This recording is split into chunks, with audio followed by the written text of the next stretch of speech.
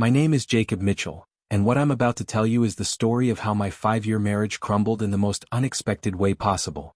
I'm a 32-year-old mechanic at Henderson Manufacturing in Columbus, Ohio. Nothing fancy, just an honest guy making an honest living fixing industrial equipment. My wife Rachel worked as a cashier at Savimart, the local grocery chain. We lived in Maple Heights, a quiet suburban neighborhood where everyone knew everyone, and secrets were hard to keep. But this story isn't just about betrayal. It's about how one lie can unravel an entire life, how trust once broken can never truly be repaired, and how sometimes the most devastating revelations come not from what you discover, but from what you realize you never really knew at all. It all started last March, on one of those gray Ohio mornings when spring feels like a distant promise. Rachel announced over breakfast that she'd reconnected with her old college friend Nicole through Facebook. I was spreading peanut butter on toast, half listening to the morning news when she mentioned it. "You remember Nicole, right? From my sorority?" Rachel asked, stirring her coffee with unusual enthusiasm. "She bought this amazing cottage outside of town. She's been asking me to come help her with the garden." I vaguely remembered Nicole from our wedding photos, a blonde girl with a big smile who'd given a speech about Rachel's loyalty and friendship. "That's nice, honey. It'll be good for you to get out and do something different." Rachel had been restless lately, complaining about her job, about our routine, about feeling stuck. I thought reconnecting with an old friend might lift her spirits. How wrong I was. The first Saturday in April, Rachel packed a small bag with gardening clothes and drove off in her blue Honda Civic, promising to be back by dinner. She returned around 8, dirt under her fingernails, tired but oddly energized. She talked about planting roses and preparing flower beds, about Nicole's cute cottage with its wraparound porch and creek running behind it. "She's thinking of getting chickens," Rachel said, eyes bright as she described their day. "Can you imagine? Fresh eggs every morning." These Saturday trips became a routine. Every week, Rachel would pack her bag, drive to Nicole's cottage and return with stories of their gardening adventures. She seemed happier than she'd been in months, and I was genuinely glad for her. We'd been having some rough patches. Nothing dramatic, just the usual stuff that happens when two people settle into routine. Bills, work stress, the slow erosion of romance that time brings to every marriage. But then came the first crack in her story. It was a Tuesday in early May when I stopped by Savimart to grab lunch from their deli counter. I waved at Rachel, who was ringing up a customer at Register 3, and headed toward the prepared foods section. That's when Stephanie, one of Rachel's co-workers, approached me. "Hey Jacob," she said, lowering her voice. "Is Rachel feeling better? She called in sick Saturday morning, but then I saw her car parked at the gas station on Route 23 around noon. I was going to stop and check on her, but she drove off before I could." My sandwich suddenly tasted like cardboard. Rachel had told me she was at Nicole's cottage that Saturday. Route 23 led in the opposite direction from where Nicole supposedly lived. "Oh, she probably had to run errands before going to her friend's place," I managed to say, forcing a smile. But doubt had planted itself in my mind like a seed. That evening, I casually asked Rachel about her day with Nicole. "Great as always," she said, not meeting my eyes as she sorted through mail. "We planted some herbs, basil, oregano, thyme. Nicole wants to start cooking more with fresh ingredients." She was lying. I could feel it in my bones, but I needed proof. Over the next 2 weeks, I became someone I didn't recognize, suspicious, calculating, secretive. I started paying attention to details I'd previously ignored. Rachel's phone, which she used to leave casually on counters, now went with her everywhere. She'd started taking longer showers and using a perfume I hadn't smelled before. Something floral and expensive. But the most telling change was in her demeanor after these Saturday trips. She'd return not just happy but glowing. There was a lightness in her step, a secretive smile that would cross her face when she thought I wasn't looking. These weren't the signs of someone who'd spent the day gardening with a girlfriend. The breakthrough came on a Thursday night in late May. Rachel was in the shower when her phone buzzed with a text message. It was sitting on the dresser, face up, and I could see the preview. "Can't wait for Saturday. The weather's supposed to be perfect for our..." The message was cut off, but I could see the sender, K. Red Heart. My heart hammered as I heard the shower still running. I picked up the phone, but it was password protected. Rachel had never used a password before. This was new. When she came out of the bathroom, toweling her hair, I asked casually, "Who's K in your contacts?" She froze for just a split second, barely noticeable unless you were watching for it. "Oh, that's Ka, Nicole's neighbor. He sometimes helps us with the heavy lifting in the garden." Another lie. I was collecting them now like evidence. That Saturday I made my decision. I told Rachel I was driving to Cleveland to visit my brother Logan, who was supposedly having car trouble. Instead I followed her. Staying far enough back to avoid detection, I watched my wife drive not toward Nicole's fictional cottage, but toward the rural areas east of Columbus. My hands gripped the steering wheel as she turned down a gravel road I'd never seen before, leading into a wooded area dotted with small cabins and cottages. She stopped at a modest log cabin with a green metal roof and a small deck overlooking a pond. As I watched from behind a cluster of trees, a man emerged from the cabin. He was younger than me, maybe mid-20s, with sandy brown hair and the build of someone who worked with his hands. He embraced my wife, not the casual hug you'd give a neighbor helping with yard work, but the embrace of lovers reuniting. I felt like I'd been punched in the gut. I didn't confront them that day. Instead, I drove home in a daze, my mind racing with questions and strategies. Who was this man? How long had this been going on? What was I going to do about it? The answer to the first question came sooner than expected. The next Monday, I was grabbing coffee at Murphy's Diner before work when I overheard a conversation at the next table. "Yeah, Kyle Anderson just moved into the Johnson place on Cedar Street," one man was saying. "Nice enough guy. Works construction for Morrison Brothers. Heard he's renting the old Patterson cabin for weekend getaways." Kyle Anderson. The man from Rachel's phone. The man who was supposedly Nicole's helpful neighbor. I now had a name and an address. That evening, I drove past Cedar Street. Sure enough, there was a red pickup truck in the driveway of 847 Cedar, the same truck I'd seen at the cabin. The house was just 4 blocks from ours. This man had been living practically in our neighborhood while having an affair with my wife. The audacity of it staggered me. Every Saturday when Rachel claimed to be helping Nicole with gardening, she was actually meeting her lover at his rented cottage. Every lie she told, every fake story about planting flowers or discussing chickens, was cover for betrayal happening right under our neighbors' noses. But I still didn't know the full extent of their relationship. Over the next week, I did something I'd never thought I'd do. I became a spy in my own marriage. I started paying attention to everything: Rachel's schedule, her habits, her moods. I cross-referenced her stories with reality, looking for inconsistencies. The picture that emerged was worse than I'd imagined. It wasn't just Saturdays. On Tuesday, Rachel claimed she was working a double shift, but when I called Savimart to have flowers delivered for her birthday, they told me she'd left at her regular time. On Thursday, she said she was having dinner with her sister, but her sister posted on Facebook about being at a movie with friends that same evening. I started keeping a journal, documenting every discrepancy, every lie. The pattern was clear. Rachel was seeing Kyle multiple times per week, using different excuses each time. The Nicole's cottage story was just the most elaborate one. But what really gutted me was realizing how long this had been going on. Looking back, I could trace signs to late January, subtle changes in Rachel's behavior that I'd attributed to winter blues or work stress. The new perfume, the sudden interest in fitness, the way she'd started volunteering for extra shifts at work. It all made sense now. She hadn't been working extra shifts. She'd been meeting him. The final piece of the puzzle came when I decided to visit Savimart during Rachel's lunch break. I wanted to see if I could spot Kyle, to understand how they'd met. I didn't have to wait long. At 12:15, I watched a red pickup truck pull into the parking lot. Kyle Anderson walked into the store, but instead of shopping, he went straight to Rachel's register. She lit up when she saw him, her whole face transforming with genuine joy, an expression I realized I hadn't seen directed at me in months. Their interaction looked casual to any observer, but I could see the undercurrents. The way she touched his hand when giving him change. The way he lingered, clearly not wanting to leave. The secret smiles they shared.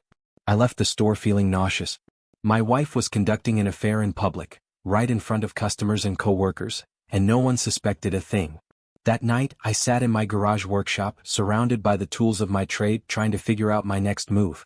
I could confront Rachel directly, but she'd already proven she was an accomplished liar. I could hire a private investigator, but I'd already gathered enough evidence for any divorce proceedings. No, I wanted something more. I wanted accountability. I wanted the truth to be exposed not just to me, but to the community that would ultimately judge us both. That's when I thought of Bill and Margaret Thornton, our neighbors 2 houses down. Bill was a retired police officer, a man of rigid moral principles who commanded respect in our neighborhood. Margaret was involved in every community organization and charity in Maple Heights. They were good people, pillars of the community, and they knew everyone, including Kyle Anderson. I'd noticed Bill talking to Kyle a few weeks earlier when the younger man was working on his yard. If I could get Bill and Margaret to witness Rachel's deception, the truth would spread through our neighborhood with the authority of unbiased observers. The plan that formed in my mind was risky, but it felt right. I would create a situation where Rachel's lies would be exposed to witnesses she couldn't dismiss or manipulate. Saturday, June 15th was going to be the day. I knew Rachel's routine by now. She'd leave around 10 a.m., spend the day at Kyle's cottage, and return by 7 p.m. with another fabricated story about her adventures with the fictional Nicole. On Friday evening, I started laying the groundwork. I'm driving to Toledo tomorrow, I told Rachel over dinner. Logan's having transmission problems and I promised to take a look. She nodded absently, probably already thinking about her upcoming day with Kyle. That's nice of you. Drive safely. What about you? Another gardening day with Nicole? Probably. She wants to tackle the back flower bed this week. The lie rolled off her tongue so easily it was almost impressive. Saturday morning, I went through the motions of preparing for a trip to Toledo. I packed a small bag, loaded some tools in my truck, and kissed Rachel goodbye. She was still in her robe, making coffee, planning her deception. I should be back tomorrow evening, I said. Have fun with Nicole. I will, she replied, and I knew she was telling the truth about that part. I drove around the block and parked at the elementary school playground, where I had a clear view of our house. At 10:15, right on schedule, Rachel emerged dressed in jeans and a pretty blue blouse, not exactly gardening attire. She drove off in her Honda, probably believing she had another perfect day of deception ahead of her.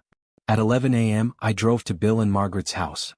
Bill answered the door wearing a polo shirt and khakis, his standard weekend uniform. Jacob, I thought you were going to Toledo today. Change of plans? I said, forcing my voice to sound casual. Actually, I was hoping you and Margaret might help me with something. I'm a little worried about Kyle Anderson. You know, the new guy on Cedar Street? Bill's expression shifted to alert interest. Once a cop, always a cop. What kind of worried? He asked. Well, I was driving past that cabin area off Route 67 earlier, and I saw his truck there along with another car. The place looked empty, but I thought I heard someone calling for help. I might have been wrong, but... I shrugged. I'd feel better if someone else came with me to check it out. You know how these things are. It was a carefully crafted lie, designed to appeal to Bill's protective instincts and sense of community responsibility. I felt guilty manipulating him, but I needed credible witnesses. Margaret, Bill called. Get your jacket. We might need to check on something. Margaret appeared, a small woman with sharp eyes and prematurely gray hair. What's going on? Bill explained the situation while Margaret gathered her purse. Within 10 minutes, we were driving in Bill's Buick toward Kyle's cottage, with me providing directions. I hope we're not bothering them if everything's fine, Margaret said from the back seat. Better safe than sorry, Bill replied. If someone's in trouble, we'll help. If not, we'll apologize and leave. I guided them down the gravel road, my heart pounding as Kyle's cottage came into view. Both vehicles were there, his red pickup and Rachel's blue Honda. Perfect. Well, there are the vehicles, Bill said, parking behind Rachel's car. But I don't see any signs of distress.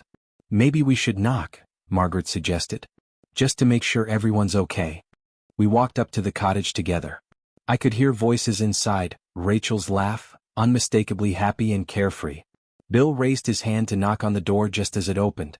Kyle appeared, clearly expecting to step outside alone.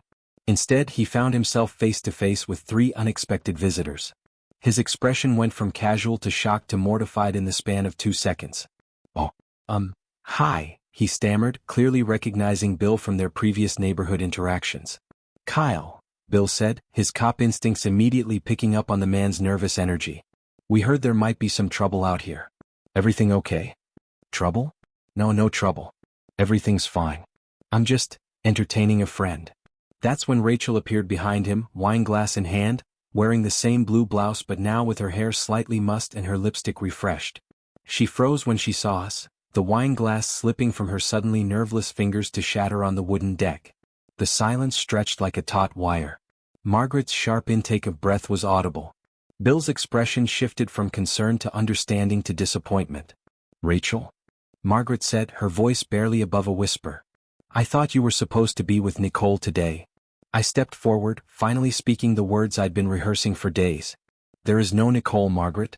There never was. My wife has been coming here every Saturday for months. lying to me about where she's been and who she's with. Rachel's face went through a series of emotions: shock, fear, anger, and finally resignation. She knew she was caught, and there was no story she could tell that would explain away this scene. Kyle ran his hand through his hair, looking like he wanted to disappear. "Look, I can explain." "No need," Bill said firmly. "I think we all understand the situation perfectly." The next 20 minutes were among the most uncomfortable of my life. Rachel tried to salvage the situation with a series of increasingly desperate explanations. She claimed it wasn't what it looked like.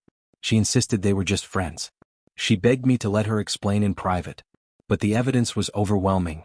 The romantic setting inside the cottage was visible through the open door: candles, wine, intimate music playing softly. The way she and Kyle had been dressed, the obvious intimacy between them, the elaborate lies that had brought us all to this moment. Bill and Margaret were professional in their discomfort, cutting short Rachel's attempts at explanation and suggesting we all needed to discuss this privately with our respective spouses. But I could see the judgment in their eyes, not cruel but unmistakably disappointed. "We should go," Margaret said quietly, taking her husband's arm.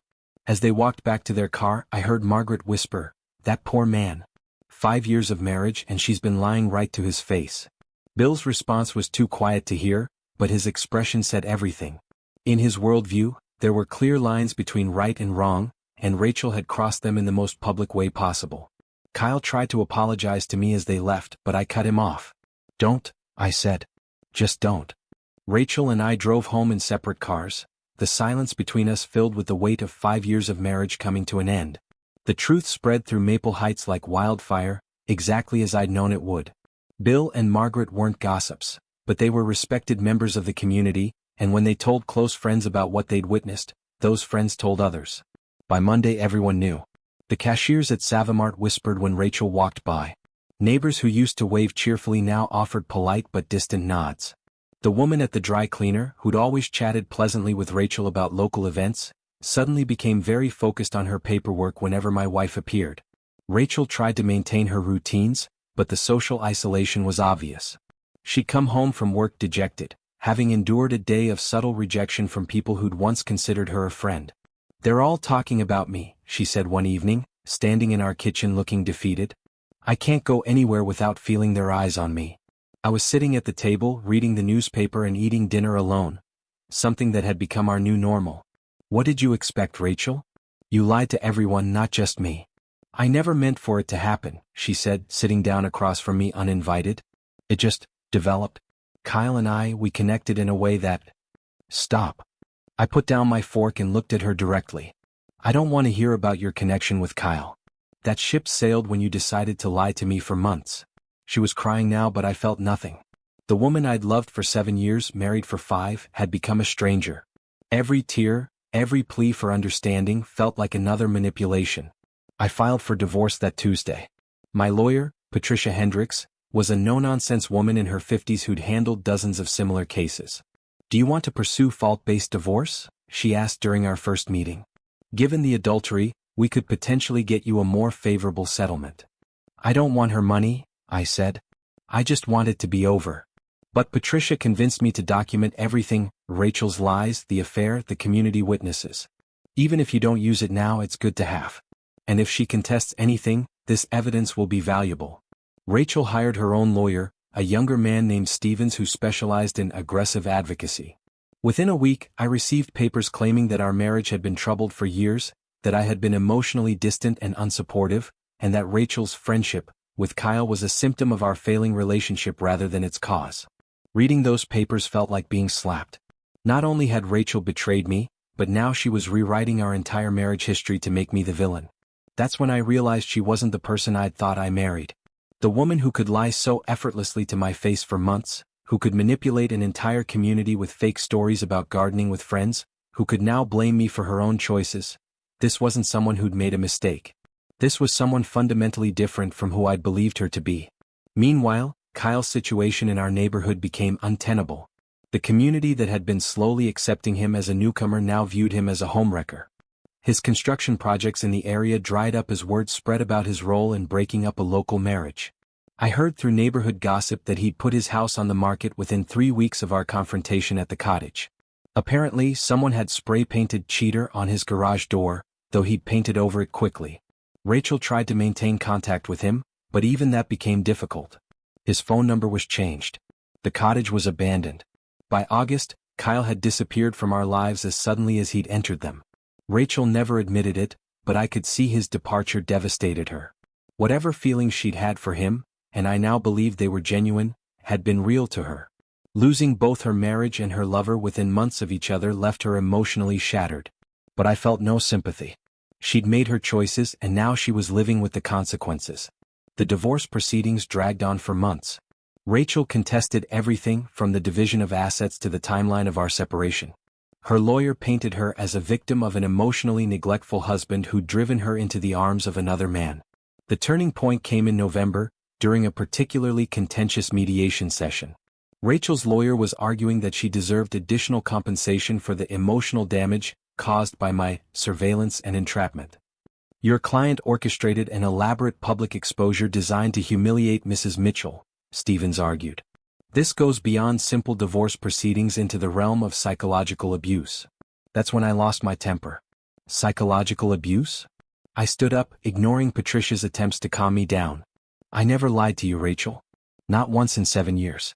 I never betrayed you, never made you doubt your own sanity with fake stories and fictional friends. You want to talk about psychological abuse?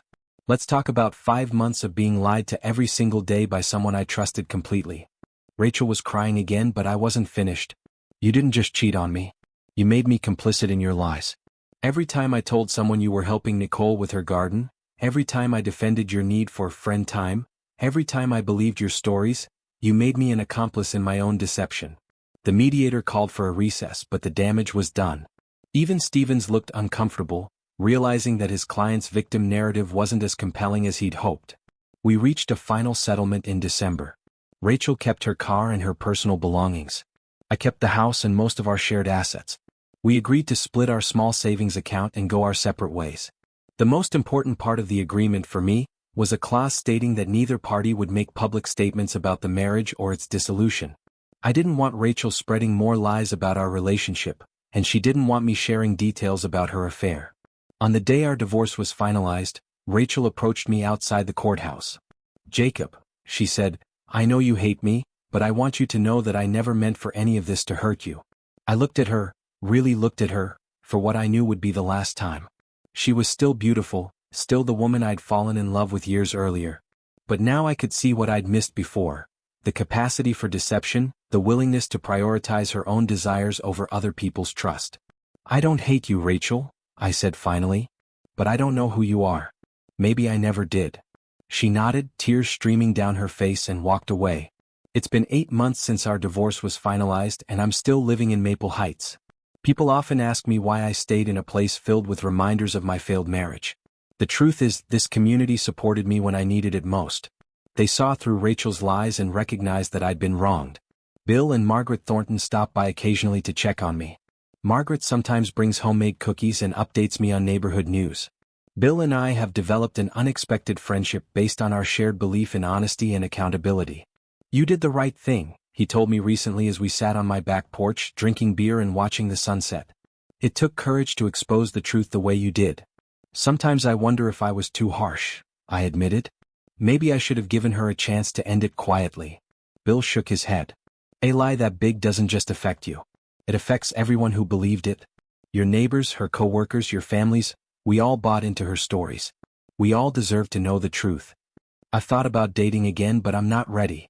The betrayal left scars that go deeper than broken trust. It's made me question my own judgment, my ability to truly know another person. If Rachel could deceive me so completely for so long, how can I ever trust my instincts about anyone else? But I'm learning to live with uncertainty. I've joined a support group for divorced men, started taking evening classes at the community college, begun volunteering at the local animal shelter. I'm building a life based on activities that matter to me, relationships founded on transparency and mutual respect. Sometimes I drive past the cottage where it all unraveled. The Patterson family has reclaimed it, and there's no trace of the drama that played out there last June. New renters come and go, probably unaware of the history those walls have witnessed. Kyle Anderson never returned to our area. I heard through the rumor mill that he moved back to his hometown in Pennsylvania. Rachel left Maple Heights too, taking a job in Cincinnati where no one knew her story.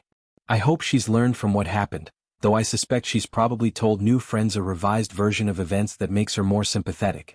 The hardest part isn't the loneliness, it's the knowledge that for months, I was living in a completely false reality.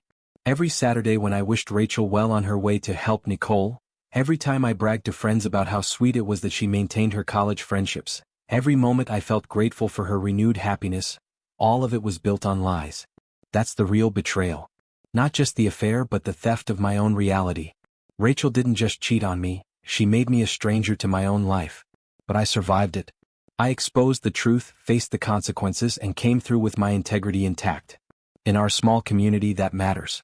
People know I'm a man who can be trusted, who values honesty above comfort, who won't be anyone's fool twice. It's not the life I planned, but it's a life I can respect. And sometimes, especially on quiet evenings when the neighborhood is peaceful and my conscience is clear, that feels like enough. The cottage still stands in the woods, but the secrets it harbored are long gone. Truth, I've learned, has a way of surviving even the most elaborate deceptions. And sometimes, that truth is the only foundation solid enough to build a new life upon. Thank you for watching the video to the end. Maybe YouTube will no longer offer you my channel, so subscribe to it by clicking subscribe on the right under the video to receive new interesting stories. Also on the right of the video there is a playlist with other interesting stories that you can listen to, and you can also write in the comments what stories you would like to see on the channel.